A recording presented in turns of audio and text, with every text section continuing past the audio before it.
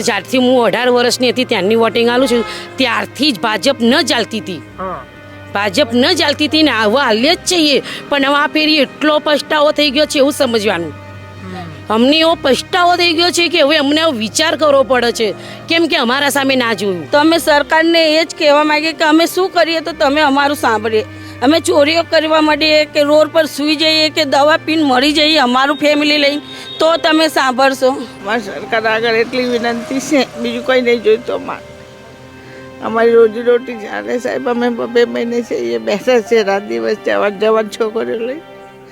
પણ અમારે મોદીજીને બી એક જ સંદેશ પહોંચાડો કે તમે મેગા સિટી બનાવો, બરાબર, તો ગરીબોને મારીને બનાવશો કે ગરીબોને સપોર્ટ કરીને તમે આ બનાવશો. શું બેન તમારું નામ? સીતા. સીતા, આ તો આ રામવાદી સરકાર છે. શું કહેશો આ બધું થયું તમારી સાથે? રામ રાજ્યમાં સીતાએ દુખી છે. હો જો દબાણું બોલાવે છે, અમને ધંધો નથી કરવા દેતા, આમ રોટલા વગરના મરવી છે. અત્યારે પોતે જ મારી બેબી 11મું ભણે છે, મેં અત્યારે એનું ક્લાસીસ છોડાઈ નાખી છે. અચ્છા, આ શાકભાજીનો ધંધો બંધ થઈ ગયો એટલે એનું ભણવાનું છોડાઈ દીધું. હા, ક્યાંથી ભણાવું, ક્યાંથી હું એને ક્લાસીસ સારા કરાવરાવું? અને પછી આ દબાણ હટાવવા વાળાએ તમારી સાથે હાથ ચાલાકી કરી હતી? માર્યા સાહેબ. એક છોકરાનો હાથ ભાગી નાખ્યો, એક છોકરાનો લાફો મારે તો સિવિલમાં લઈ ગયા મોટી. બરાબર, અમે કેટલી અરજીઓ આપી, કેટલા સાહેબને કાગળ વગર કરી, અમારું સાંભળતા નહીં. સાથીઓ, ડબલ એન્જિનની સંવેદનશીલ સરકારના ગૃહમંત્રી, કેન્દ્રીય ગૃહમંત્રી અમિતભાઈ શાહના લોકસભાનો આ વિસ્તાર છે. જોધપુર શાક માર્કેટમાં જે અહીંયા જે લોકો છે, શાક માર્કેટની અંદર જે ધંધો કરતા હોય એ છેલ્લા 36-37 દિવસથી ઉપવાસ ઉપર બેઠા છે. કારણ કે અહીંયા દબાણમાં એમનો જે ધંધો છે એ બંધ થઈ ગયો છે અને એમને જે બીજી કઈ જગ્યા ફાળવવામાં આવી હતી એ અવાવરું જગ્યા હતી, એક સામાન્ય ગલી હતી જ્યાં રેસિડેન્શિયલ એરિયાનો હતો, એટલે ત્યાં ધંધો થાય એવું હતું નહીં. એટલે એ ફરી પાછો અહીંયા ધંધો ચાલુ થાય એ બાબતે ઉપવાસ ઉપર બેઠા છે. એ બાબતે અહીંયા રાકેશભાઈ છે જે લારી ગલ્લા પાથરના સંઘના પ્રમુખ છે, એ હંમેશા આવા લોકોની લડાઈ લડતા હોય છે. એમની સાથે વાત કરવાનો પ્રયાસ કરીશું. જી રાકેશભાઈ, શું છે આખી ઘટના, અમને વિસ્તારથી જરા જણાવો. તારીખ 11 અને 12મો મહિનો 2024ની આજે 36 દિવસ થયા. 35 નાઇટ અમે પૂરી કરી, પણ અમારી કોઈ પણ જાતની ફરિયાદ લેવા તૈયાર નહીં. 200 પરિવારનો રોટલો છીનવાઈ ગયો છે, 200 પરિવારના ધંધા રોજગાર બંધ છે. એ જે અહીંયા રોજગાર ચાલુ કરવા માટે અમે આજુબાજુમાં 4, 5, 7 પ્લોટ પડ્યા છે એ માગીએ છીએ, એ આપવા તૈયાર નથી કે ના તમારો ધંધો ત્યાં જ કરવાનો. આ લોકસભા ગાંધીનગર છે, અહીંના સાંસદ છે માનનીય અમિતભાઈ શાહ છે, એ દેશના ગૃહમંત્રી છે. બરાબર, દેશના ગૃહમંત્રી છે. અહીં આગળ વચ્ચે આવ્યા હતા 2-3 દિવસ માટે, બહેનો મળવાનો પ્રયત્ન કર્યો તો બહેનો રિટર્ન કરીને લઈ ગયા. 2-3 કલાક બેસી રાખ્યા, પ્રોગ્રામ પૂરો થાય એના પછી છોડે બહેનોને. કોઈ વાત સાંભળવા તૈયાર નહીં. એટલે મૂળ વસ્તુ એ છે કે અસંવેદનશીલ સરકાર છે. કોઈ પણ જાતની બહેનો અહીંયા ઘડી 35 દિવસે સૂઈ ગઈ છે. કોઈ લોકોને વિચાર નથી આવ્યો કે ભાઈ આ ઠંડીમાં આવી જબરજસ્ત ઠંડી છે, બહેનો અહીંયા સૂઈ રહી છે. અમે 6 દિવસના ઉપવાસ કર્યા, બહેનો બીમાર પડી, રોજ 108, 2 થી 3, 4, 5 આવે, કોઈ સાંભળવા તૈયાર નહીં. આ સરકારને અમે કઈ રીતના વાત કરીએ અમને ખબર નહીં પડતી. 6 થી 7 વાર અમે આવેદનપત્ર આપ્યા, મુખ્યમંત્રી સહિત રાજ્યના પોલીસ વડા, મ્યુનિસિપલ કમિશનર, ગૃહમંત્રી, તમામ લોકોને, પણ ક્યાંય પથ્થર ઉપર પાણી જેવી હાલત છે. કેટલા લોકોની અહીંયા લારીઓ હશે શાકભાજીની? 200 માણસ ઉપરની લારીઓ અહીં છે અમારે. 200 માણસ રાત દિવસ એક કરીને બેઠા છીએ અમે. અત્યારે 35 દિવસ અમારે ઉપવાસ પર ચાલી રહ્યા, પણ કોઈ પોલીસવાળા, કોઈ સાંભળવા, કોર્પોરેટર કોઈ અમારું સાંભળવા તૈયાર નથી. એટલે બે મહિનાથી તમારું બધું બંધ છે કમાવાનું? 2 મહિનાથી તો ખાવામાં ફાંફા થઈ ગયા. અમારે તો ઘરમાં અનાજ જોવાના ફાંફા છે. અત્યારે બોલવું શું? પણ અમારું કહેવાનું એક જ છે કે અહીંયા રોધપુર ટાવર છે, લોટસ સ્કૂલના સામે અમે શાક માર્કેટ લગાવીએ છીએ. આજે છેલ્લા અમે 35 વર્ષથી અહીંયા ધંધો 35 વર્ષ છે. હા સાહેબ, ત્યારથી અમે અહીંયા ધંધો કરીએ છીએ. બરાબર સાહેબ, હવે જે અહીંયા બહેનો હતા, સરકાર આવ્યા કે તમને અહીંયા ફાળવણી કરી આપીએ છીએ, તમારા જે ડોક્યુમેન્ટો એ આપો. કઈ જગ્યાએ ફાળવણી કરી આપવાની વાત? એ પહેલાં અમને કીધું જ નથી કે કઈ જગ્યા પર ફાળવણી. અમારા લારીઓ ઉપર નામ લખી ગયા, બધું કરી ગયા. અમારા હાથના સહી સિક્કા લઈ લીધા, અમારા ડોક્યુમેન્ટ લઈ લીધા.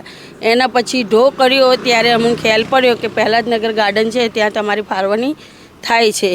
તો અમે કીધું કે ચલો આપણા ખુદનો ધંધો, રોજી રોટલી આપણને મળે, ખુદનું થઈ જાય તો ચલો. હવે અમે ત્યાં આગળ લારી અહીંયા મૂકીને ત્યાં ફતારો પર અમે જઈને બેઠા સાહેબ. ત્યાં 5000નો 6000નો માલ લાવીએ અમે, તો અમારા હાથમાં સાંજ પડતા 300-400નો ધંધો નહીં આવ્યો. કેટલા દિવસ સુધી અમે ત્યાં બેસીએ ને અમારો માલ સરાઈએ. બરાબર, તો અમે ત્યાં એમ કીધું, ત્યાં આગળ જે અમારી ફાળવણી કરી ત્યાં અમે અપીલ કરી કે ભાઈ અમારો અહીંયા ધંધો થતો નથી, અમે બધા જે લારી ગલ્લાવાળા છે અમે બધા કરજદાર છીએ. બરાબર, અમે ધંધો કરશું તો અમારું ગુજરાન ચાલશે આનામાં. પણ ત્યાં એ બે સાહેબો એવું કહેશે કે તમે જ્યાં જગ્યા આપી ત્યાં બેસો. અમારે અહીંયા ફેમિલીમાં 235 જણની લારી ફેમિલી છે. અમે કેવી તમારું ગુજરાન ત્યાં ચલાવીએ. અમે ઘણીવાર એમને રિક્વેસ્ટ કરી, બધું જ કીધું, પણ એ લોકો કોઈ અમારી વાત સાંભળવા બેઠા નહીં.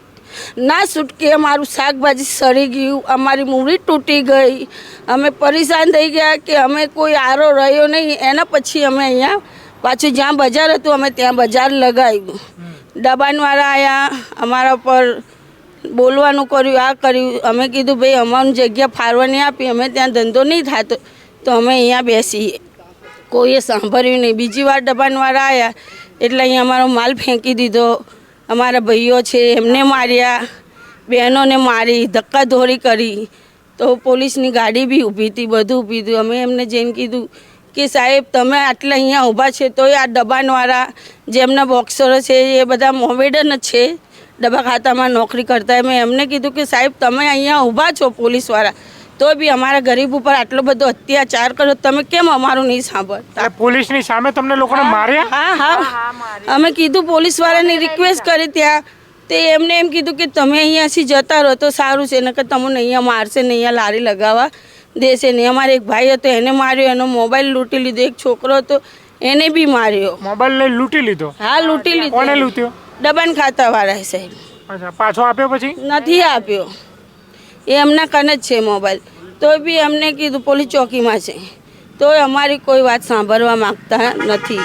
હવે અમે આટલા 235 ફેમિલી લારીવાળા છીએ સાહેબ, અમે અમારું ગુજરાન કેવી રીતે ચલાવીએ?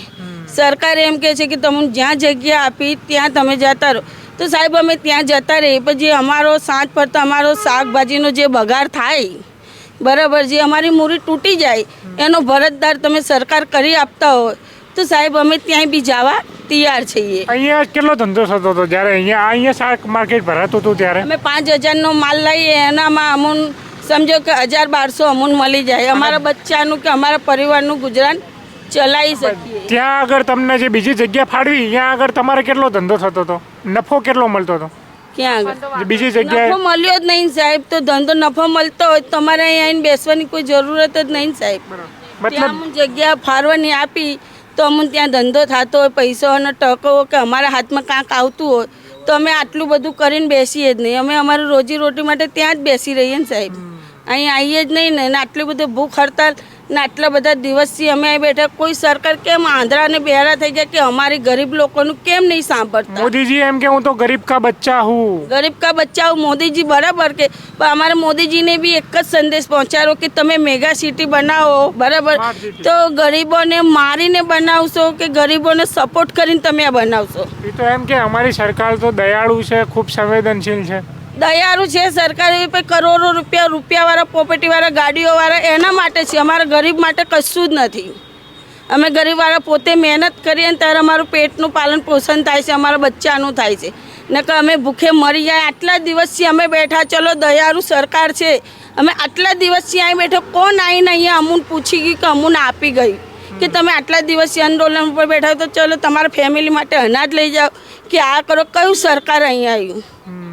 જે અહીંના છે વોટિંગ લેવા આવે છે એ જ અમારા સામું નથી જોતા સાહેબ. તમે જેને મત આપો છો એ લોકોને વાતચીત કરી તમે? બધે જઈને આવ્યા સાહેબ. એ લોકોએ શું કીધું? કશું જ નહીં કીધું કે તમારું સાંભળશું, અરજી આપી મૂકો ને તમારું સાંભળશું, અમે કાંઈક કરશું.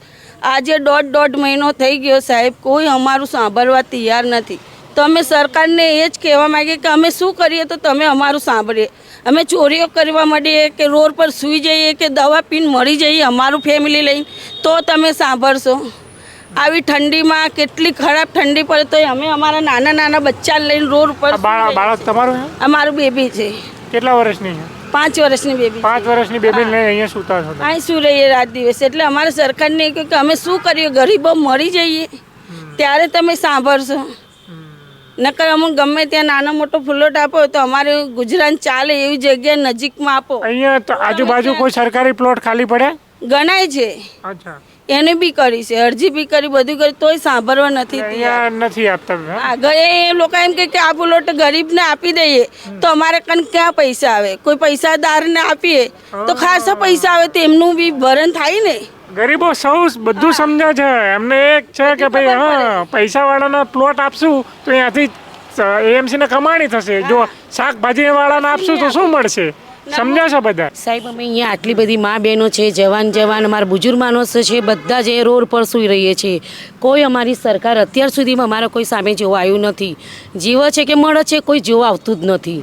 અને અમારે 200 પરિવાર છે, 200 ફેમિલીના મેં અમારે 1-2 ના હોય, કમસે કમ હું એક ફેમિલીને મેં 5 થી 6 જણ વોટિંગ આલવા વાળા હોય છે. લાંબી લાઈન ઊભા રહીને અમે વોટિંગ આલીએ છીએ, સિર્ફ ખાલી ભાજપને જ. આજે એ જ ભાજપ સરકાર અમારી સામે જોવા માટે તૈયાર નથી. આજે અમે લગભગ 20-25 વર્ષથી એમાં શાક માર્કેટ છે અને અહીંયા જે દબાણ ખાતું હોય એના મહિલા જોઈ કે ના જેન્ટ્સ જોયા, મહિલાઓના ઉપર પણ એમ લોકો લાઠીચાર કર્યા છે. એમને ના મહિલા જોઈ કે ના કોઈ નાનું બાળક પણ ના જોયું. અને અહીંયા રોડ જુઓ તો રોડના ઉપર જે મોટા મુખ્યમંત્રી કે પ્રધાનમંત્રી આવે ને તો રોડ ઉપર ફૂલો વરસાવવામાં આવે છે. તો અહીંયા તમે અમારા જોધપુર સેટેલાઇટમાં જુઓ ને તો શાક માર્કેટ અહીંયા ફરેલું હતું આખા રોડ ઉપર, એવી તો સજાઈ ગયેલો હતો અહીંયા ગાડી અમારા ઉપર. અને ઘણી બધી આતાફાઈ કરી છે, હજી કોઈ જોવાય નથી આવતું. તમે વોટ શું જોઈને આપો છો બેન? મને એ ખબર નથી પડતી. એ અમે વોટ એ જ જોઈને આપ્યું છે કે તમે અમારા અત્યારે બોલ્યા ને કે અમારા મોદી સાહેબ બહુ દયાળુ છે અને અમારા મોદી સાહેબે કહ્યું હતું કે બેટી બચાવો બેટી પઢાઓ. પણ અત્યારે વાતો સાંભળીને ખાલી વોટ આપો? હા, એ જ સારું લાગ્યું ને અમને કે અમારા મોદી સાહેબ અમારો હાથ ચાલશે. પણ અમને મહિલાઓનો હાથ લાગી ગયો, અનુભવ થઈ ગયો છે કે કેટલા અમને સપોર્ટ કરે છે ને કોણ નથી કરવા. કેટલા વર્ષે મોદીજીનો આ અનુભવ થયો તમને? અમને અનુભવ થયો છે જ્યારથી હું 18 વર્ષની હતી ત્યાંની વોટિંગ આલું છું, ત્યારથી જ ભાજપ ન ચાલતી હતી. ભાજપ ન ચાલતી હતી ને હવે હાલે જ છીએ. પણ હવે આ ફેરી એટલો પછતાવો થઈ ગયો છે એવું સમજવાનું. અમને એવો પછતાવો થઈ ગયો છે કે હવે અમને વિચાર કરવો પડે છે, કેમ કે અમારા સામે ના જોયું. અમારા સામે લોકો અત્યારે હાલમાં જોવા તૈયાર નથી. મોદીજી જ્યારે પ્રધાનમંત્રી બનીને ગયા ને અહીંયાથી ગુજરાતમાંથી મુખ્યમંત્રી છોડીને પદ છોડી, ત્યારે એવું કીધું હતું તમને કોઈ તકલીફ પડે ને બહેનો તો મને લેટર લખજો, હું બેઠો તમારું અહીંયાથી સાંભળીશ. લખ્યા છે લેટર પણ લખ્યા છે અને ચારે બાજુ અરજી પણ ઠોકી છે. અહીંયા અમારા ધારાસભ્ય છે એને બોલાવ્યા છે, પછી શું કહેવાય છે આપણે ગાંધીનગર ત્યાં જઈને અરજી અમારે મહિલાઓ જઈને આપીને આવ્યા છે, તો કોઈ સાંભળવા તૈયાર નથી ને કોઈ સરખો જવાબ જ નથી આપતા. અમિત શાહ 2 દિવસ પહેલા અહીંયા આવ્યા હતા, તમે એમને મળવાનો પ્રયાસ કર્યો, શું થયું હતું? એ લોકોએ અમને ત્યાં આગળ મળવા ના દીધા. ત્યાં આગળ અમે રોડ પર બેસેલા તેમને મળવા ના દીધા. અમે શાંતિથી રિક્વેસ્ટ કરી કે સાહેબ અમે લોકો આવી તો રોડ પર સુઈ રહ્યા છે, મોટા પીઆઈ હતા, અમને એમની સાથે જ મુલાકાત કરીને પછી અમને ત્યાં લઈ જઈને બેસાડ્યા.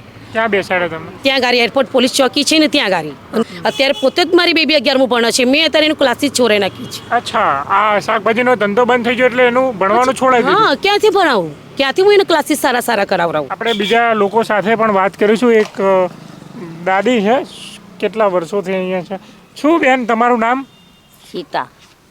સીતા, આ તો આ રામવાદી સરકાર છે, શું કહેશો આ બધું થયું તમારી સાથે? અમને શાક જ નથી વેચવા દેતા, બંગલાવાળા અહીં બેવી તો રામ રાજ્યમાં સીતાએ દુખી છે. હો, જો દબાણું બોલાવે છે, અમને ધંધો નથી કરવા દેતા. અમારે 2 ઘરના ભાડા, 4 છોકરા છે, એના છોકરા છે, આમ રોટલા વગરના મરવી છે અત્યારે. કેટલું કમાતા હતા? અમે કમાયેલું ડોસી ડોહો 1500, 800, 900. ત્યાં આગળ જે બીજી જગ્યા ફાળવી ત્યાં કેટલું કમા? ચારણા ધંધો નથી સાહેબ, બધું એવી જગ્યા ફાળવી, હાવ એવી જગ્યા એવી ફરતી ઓફિસો છે અને ગાર્ડન મોટું જબરું છે ને, ગાર્ડનના પાછળ આજુબાજુ રહેણાંક વિસ્તાર નહીં? ના, કશું નહીં, બાજુમાં ઝૂંપડા છે. અને અહીંયા ધંધો કરો છો તો અહીંયા તો સારું હતું. અહીંયા 100 રૂપિયાનું શાક લેવા ગ્રાહક કહે છે, અમે એટલે બધે ન આવી. અહીં ચાઈ બી મળે, મોંઘું મળે તો લઈ લેવી છે કે અમારે અહીંયા ન અવાય કે છે, એવું કહે છે. હવે અમારે ઘરના ભાડા 2000 રૂપિયા લઈને ભર્યા ને ખાલી કરો. 2 મહિના તો મારી ધંધો બંધ છે, શું કરો? 2 મહિનાથી બંધ છે. શું કરો? કેવી રીતે? અહીં પડ્યા છે ટાઈડના. કોઈ અમારું ખાવા પીવડાવવાનું કોણ આપી જાય? કોઈ નહીં, માંગવા જાય. આ ટ્રાફિક લાગે ને ત્યાં કન ડબ્બા કર્યા છે એ માંગવા જાય. એટલે માંગવા જાવ? હા. જો જે વ્યક્તિઓ સ્વમાનથી ખાય છે અહીંયા ધંધો રોજગારી કરીને, આજે આ એએમસીના જે નિર્ણય લેવામાં આવ્યો છે, આજે તમામ લોકોને માંગવાના દિવસો આવી ગયા છે. આપણે સ્વાભિમાનીની વાત કરીએ છીએ ને, પણ આ તમે સરકારનું જે અભિમાન, જે ગરીબો હતા, જે ગરીબોના નામે સરકાર બની હતી, આ જે અભિમાન ચકનાચૂર થઈ ગયું છે, એમના માંગવાના દિવસો. શું કહેતા હતા બેન? કંઈ નહીં સાહેબ, અમારી વિનંતી છે કે સરકારને ગમે તમને જગ્યા નાની મોટી ફાળવણી કરી આપે, અમારી રોજીરોટી ચાલે. બીજું અમારે કંઈ નહીં જોઈતું. બસ અમારી સરકાર આગળ એટલી વિનંતી છે, બીજું કંઈ નહીં જોઈતું અમારે.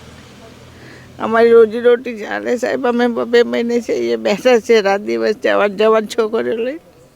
બીજું અમારે કંઈ નહીં જોઈતું. અમારી આટલી વિનંતી છે, બીજું સરકારને એક સાંભળો આટલી બસ. બીજું અમારે કંઈ નહીં જોઈતું. ગમે ત્યાં નાની મોટી જગ્યાએ અમને ફાળવણી કરી આપો બસ.